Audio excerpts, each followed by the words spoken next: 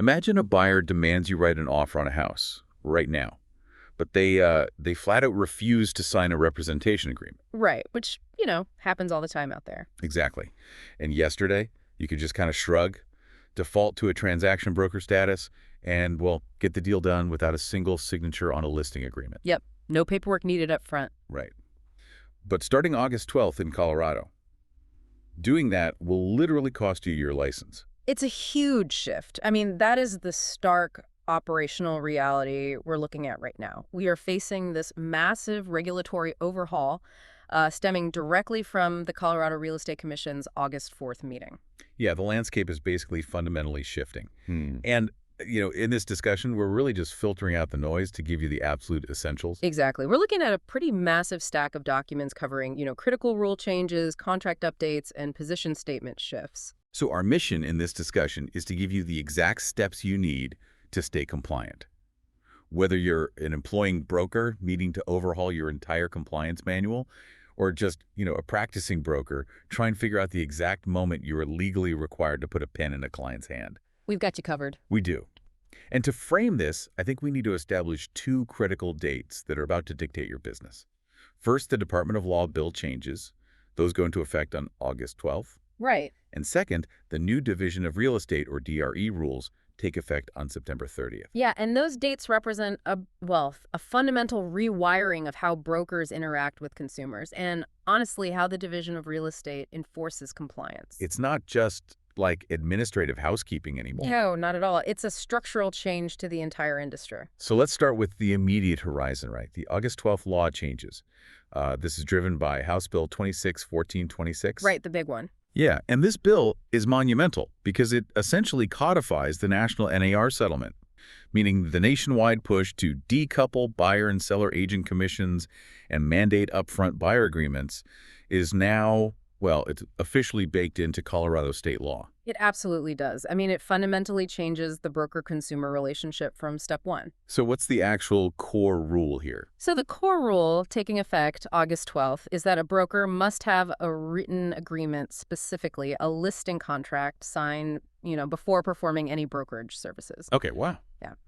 And for anyone who has been in the trenches for a while, the old crutch. Historically, if a buyer was hesitant, maybe they were intimidated by the idea of being locked into an exclusive buyer agency contract, a broker could just default to acting as a transaction broker. Exactly. Previous law did not require a transaction broker contract. You could provide services, write offers, facilitate the deal, all without ever forcing that really uncomfortable conversation about signing an agreement. Man, that era of working without a net is completely over. It is entirely dead. I mean, the new law makes it an absolute mandate. Even if you are acting as a transaction broker, essentially functioning as a neutral facilitator rather than an advocate, you still must have a signed listing contract. Wow. Okay, so the definition of brokerage services is really where the rubber meets the road here, because that determines the exact trigger for when the paperwork is required. Exactly. It's the difference between being a tour guide and being a bodyguard. Right. Anyone can point out the features of a house, tell you the square footage, or open a door at an open house. That's the tour guide. Right, and you don't even need a real estate license to do that, so naturally no signed contract. But the second a consumer asks you to protect their financial interests, negotiate a price, or they start spilling their confidential budget constraints, you're acting as a bodyguard. And the state is now saying you cannot be a bodyguard without a signed contract. That's a great way to look at it. But let me play this out on the street level because this introduces massive friction. You're sitting at a coffee shop. A buyer says, I have cash, I want this house, and I insist you submit my offer right now. But I do not sign contracts until I own the property. You're telling me a broker just has to walk away from a guaranteed commission? Under the new law, Yeah. Yes. You must refuse to write the offer. Seriously, just walk away. You have to. You cannot perform license duties without that signed contract in hand. I mean, the logic the state is applying here revolves around consumer protection and absolute clarity of compensation. Right, because of the commission scrutiny. Exactly. The state wants to ensure that before a broker starts negotiating or handling highly sensitive financial information, the consumer knows exactly what services are being provided, who is representing whom, and crucially, exactly how that broker is getting paid. Especially with all the national headlines right now. Right, especially now that commission structures are under such intense national scrutiny. That is a massive behavioral shift for brokers who are used to hustling, and just securing the paperwork later. So what are the essential steps brokers need to take right now to ensure they're compliant with these new requirements? Well, first, employing and managing brokers must immediately update all their intake procedures. You need to train your team unequivocally that absolutely no offers are written and no confidential negotiations begin without that signed listing contract in the file. So no more grace period. There is no longer a grace period, none. And second, you need to audit the contracts themselves. Okay, what are we looking for? If your brokerage utilizes a contract that contains a unilateral cancellation clause in favor of the broker, meaning a provision where the broker can easily fire the client, but the client cannot easily fire the broker, that provision must be clearly and conspicuously disclosed to the consumer. Wow, so no hiding it. Right. You cannot bury that kind of lopsided power dynamic in the fine print anymore. That forces everything out into the light, really. Yeah. And speaking of putting things in the light, if the law now dictates that we have to lock down these relationships on paper from day one, that obviously forces a massive redesign of the paperwork itself, doesn't it? Oh, absolutely. This brings us to a major paperwork evolution. How are the forms actually changing to handle this new reality? Well, historically, the burden of explaining agency was somewhat disjointed. Brokers used a separate, dense document called the Definitions of Working Relationships to explain the legal differences between an agent, a transaction broker, and a customer. Oh, yeah, I remember that one. Consumers were often just handed this separate piece of paper in a stack of 50 other pages and told to read it. Exactly. And the Commission recognized this was totally ineffective, so they have streamlined the process. Now, those specific duties and obligations are no longer a separate addendum. Oh, really? Where are they? They are embedded directly into the brokerage disclosure forms for buyers, landlords, tenants, and sellers. See, that is a smart move. Because when someone is staring at a mountain of legal documents, their eyes just glaze over. Exactly. Putting it right in the disclosure as an easy-to-read bulleted list tells the consumer exactly what a transaction broker does and does not do right up front.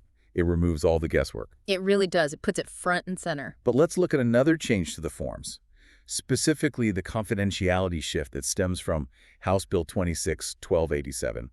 Because this genuinely surprised me. Yeah, this is a tricky one. So the blanket waiver of confidentiality has been removed from the forms. The state law actually shifted the standard for sharing a client's confidential information. Yeah? It moved from requiring informed consent to requiring express written consent. Okay, here is where the wording gets incredibly tricky. Because to a layperson, going from informed consent to express written consent, well, it sounds like it's stricter. It has the word express in it, so it sounds like a major upgrade in consumer protection.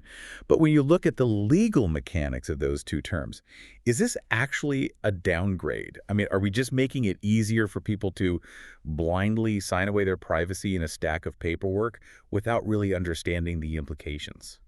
You hit the nail on the head. This is perhaps the most heavily debated unintended consequence of legislative language we've seen recently. And, it's a concern the Division of Real Estate actively recognized during their meetings. Really? So they know it's a problem. Yeah, because in legal terms, informed consent carries a significant burden of explanation. It means the broker has an affirmative duty to ensure the client truly understands the downstream implications of what they're agreeing to. Okay, and what about express written? Well, express written consent, on the other hand, is the legal standard used for things like, software terms of service or telemarketing agreements. It simply means you checked a box or signed on a dotted line. Wow, so the broker doesn't necessarily have to prove you understood the risk. They just have to point to your signature on page 14. Precisely. And while the vast majority of real estate brokers are highly ethical and take their fiduciary duties incredibly seriously, lowering the standard to a mere signature technically opens the door for predatory behavior. Oh, for sure. A bad actor could easily slip a consent form into a massive stack of closing documents, get a quick signature from an exhausted buyer, and suddenly have the legal right to use that consumer's confidential financial information to the broker's advantage. That's scary. It is.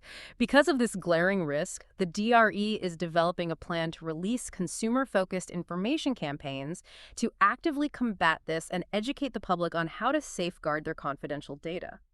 It is a fascinating example of how a slight tweak in legal vocabulary can radically alter the landscape of consumer rights. I mean, we will definitely keep an eye on how the division rolls out that education. What about affiliated business arrangements? Like if a broker owns a piece of a title company or a mortgage branch and they want to refer their client there, how is that paperwork evolving? Right, so that process has been simplified but made much more targeted. Previously, a broker might have needed everyone involved in the transaction to sign off on an affiliated business disclosure, which, created unnecessary paperwork for parties they didn't even represent. Right, which makes no sense. Exactly. Now, the disclosure only needs to be signed by the party you actually represent, and you must present it at the exact time of the referral. Okay, that's much cleaner. It removes friction from the overall transaction while ensuring your specific client is fully informed of your financial interests before they engage the affiliated service. Okay, so the paperwork changes. Clearly protect the consumer on the front end at the inception of the relationship. But what about the back end? How is the state enforcing all of this? The enforcement. Yeah, that brings us to the September 30th date. This is when the Division of Real Estate's new internal rules take effect, and it fundamentally changes how brokers are supervised and, more importantly, how they are audited, right? Yes. The enforcement mechanism is undergoing a radical, no-nonsense shift. I look at this as the end of the ghosting era. The ghosting era. Yeah, let's look at continuing education, or CE, and errors and omissions insurance, E&O. These are the basic licenses to operate safely in the state. Previously, if the DRE initiated an audit on a broker and that broker just ignored the emails. Maybe you went to spam, maybe they were just busy. Right, or maybe they knew they were out of compliance. But the division was forced to take them through a formal, lengthy, and highly expensive legal hearing process just to enforce basic rules. So the state was essentially wasting thousands of taxpayer dollars dragging someone to administrative court just to prove they didn't take a required 3-hour update class. Exactly. It was a massive drain on state resources, and it slowed down the entire enforcement apparatus. But starting September 30th, the grace period is gone. Gone completely. Gone. If you fail to respond to a CE audit or an E&O insurance audit, your license will simply be placed on inactive status immediately. Whoa. Immediately. Immediately. There is no lengthy hearing. You just wake up, and you legally cannot practice real estate until you demonstrate full compliance. That is a terrifying enforcement stick for a practicing broker. Imagine you have 3 closings scheduled for Friday. You ignore an audit notice on Tuesday, and by Wednesday morning, your license is inactive. Yep. Those deals explode, and you are sidelined. The days of letting an audit notice sit in your spam folder are officially over. It is the very definition of swift administrative consequences. And, this September 30th deadline also brings critical structural mandates for employing and managing brokers. What kind of mandates? Under the newly revised Rule 2.5, employing brokers must now actively demonstrate the experience and knowledge sufficient to adequately supervise their brokers.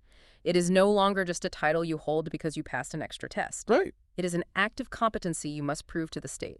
The division is clearly tired of brokers wearing the title of managing broker without actually doing the heavy lifting of management. Exactly. And how does this play out when the players on a deal change?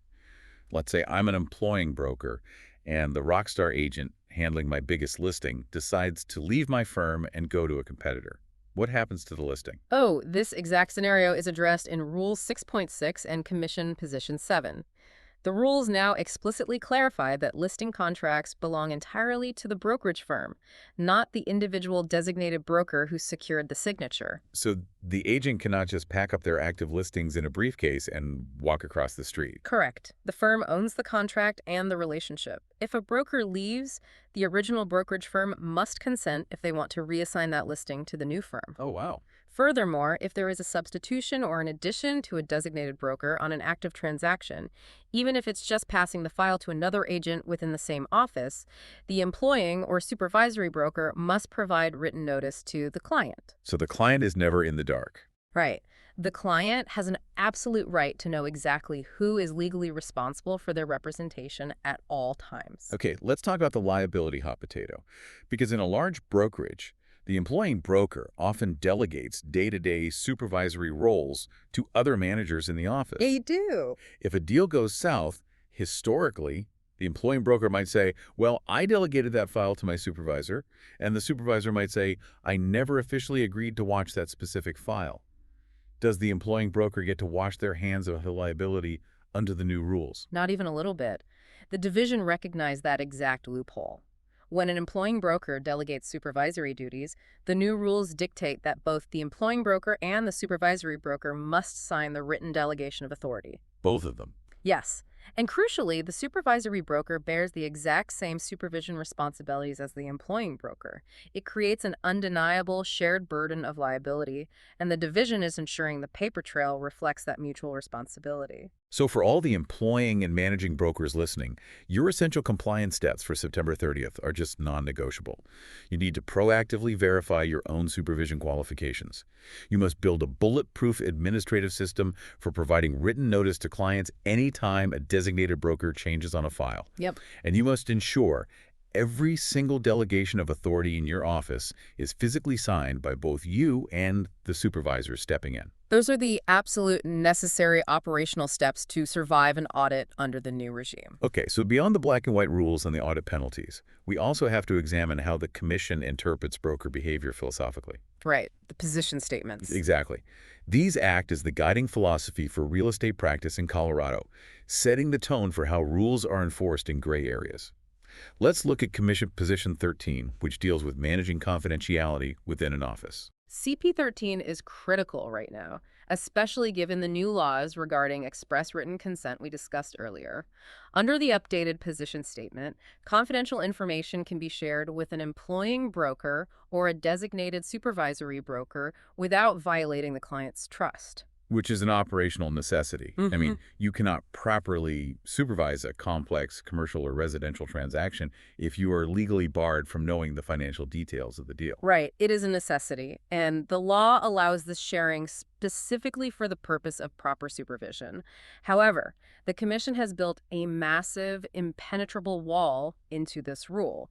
The employing broker is strictly prohibited from using that shared confidential information to the detriment of the client. Walk me through a real-world scenario where a managing broker crosses that line. What does that detriment actually look like in practice? Okay, let's look at an in-house transaction, which happens all the time in large brokerages. Broker A represents the buyer, broker B represents the seller.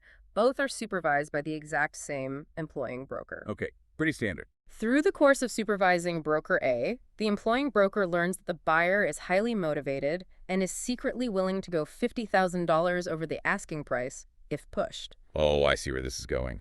If that employing broker then goes to broker B and even subtly suggests that the seller should reject the current offer and hold out for more money, they have just weaponized confidential information to the detriment of the buyer. Wow. Crossing that line gives the Real Estate Commission grounds for severe disciplinary action up to and including license revocation. It demands an incredibly high level of ethical compartmentalization from managing brokers. You have to be able to look at the cards in both players' hands without ever tipping the dealer. Exactly. And speaking of closing loopholes and maintaining a fair market, we have to talk about Commission Position 26. The title alone tells a story here. This used to be titled Reducing the Buyer Pool. It has now been aggressively renamed to Creating Barriers to Access. What specific behavior is the Commission targeting here? They are specifically expanding this position statement to address the massive implications of private listing networks. Oh. Over the past few years, we've seen a surge in properties being shopped around off-market or within exclusive private broker groups, sometimes just a private Facebook group of top producers, long before the property ever hits the open multiple listing service. These are the classic pocket listings or whisper listings that dominate certain segments of the luxury market. But why do they exist in the first place? It's usually driven by scarcity, right? Or a celebrity seller wanting privacy, or a broker wanting to test a high price without accumulating days on market on the public MLS. All of those are common justifications, and while there are rare legitimate privacy reasons a seller might request that approach, the Commission is throwing a massive caution flag. They are warning brokers that utilizing these private networks dangerously skirts the edges of fair housing violations, illegal steering, and a fundamental failure to uphold fiduciary duties. Because if you only show a property to a curated list of 500 agents instead of the 50,000 agents on the open MLS, you are artificially restricting demand. Precisely. By keeping a property off the open market, you might be artificially depressing the final sale price for your seller, which violates your fiduciary duty to get them the best terms. Which is bad enough. But more disturbingly, you might be disproportionately excluding certain demographics of buyers from even having a chance to bid on a home, which crashes right into fair housing laws. Yeah, that's a huge issue. The commission is putting every broker on notice. If you utilize private networks, you better be absolutely certain you are doing it explicitly at the informed, written direction of your client, and you better be able to prove you are not creating discriminatory barriers to access. You cannot hide behind the veil of a private network to manipulate the market or limit who gets to see a home. No, you can't. The overarching philosophy connecting all of this is clear. Transparency and equal access are paramount in Colorado real estate. Let's recap the critical takeaways for you to immediately implement. First, the August 12th deadline. If you are acting as a transaction broker, the days of working on a handshake are over. You must secure a signed listing contract before performing any brokerage duties, whether that's writing an offer or accepting confidential information. Right. Second, the September 30th rule changes. The DRE audits are now armed with immediate consequences. If you ignore a continuing education or E&O audit, your license goes inactive instantly. And finally, employing brokers, you must manage your liability with precision. You need systems for providing written notice for designated broker changes. You must secure dual signatures on all delegations of authority, and you have to fiercely protect confidential info in cross-office deals. If you take nothing else away from this discussion, understand that the burden of clarity is entirely on the real estate professional. The state is no longer allowing brokers to rely on implied relationships or default statuses. Everything must be explicit, documented, and transparent. But before we let you go, here's a final thought to mull over. We've spent this time dissecting how the law now forces consumers to sign contracts much earlier in the process just to get an offer written. If a buyer doesn't want to commit to an agent in writing up front, the agent is legally required to turn them away. Which leads to a fascinating behavioral and economic question for the housing market. It really does. By introducing this significant legal friction at the very inception of the relationship, will we see a massive rise in completely unrepresented buyers, consumers, trying to navigate incredibly complex real estate transactions entirely on their own just to avoid signing a binding contract?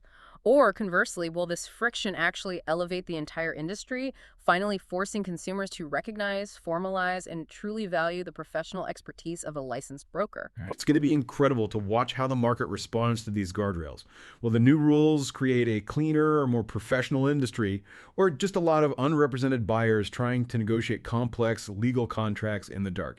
We will find out soon enough. Thank you so much for joining us in this discussion today. Take these insights, grab your compliance checklist, and make sure your entire brokerage is ready for the August 12th and September 30th deadlines. Keep learning, keep adapting, and we'll see you next time.